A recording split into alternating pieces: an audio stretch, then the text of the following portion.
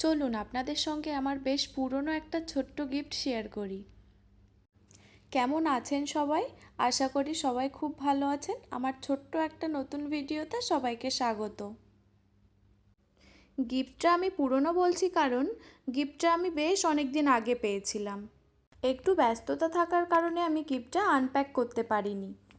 তার কয়েকদিন পরে আমি যেহেতু ইন্ডিয়া থেকে চলে এসেছিলাম আফ্রিকাতে, তো আমি সাথে করে নিয়ে এসেছিলাম। আজ লাগেজটা খুলতেই হঠাৎ চোখে পড়লো এই প্যাকেটটা। তাই ভাবলাম আজ আপনাদের সঙ্গেও শেয়ার করি।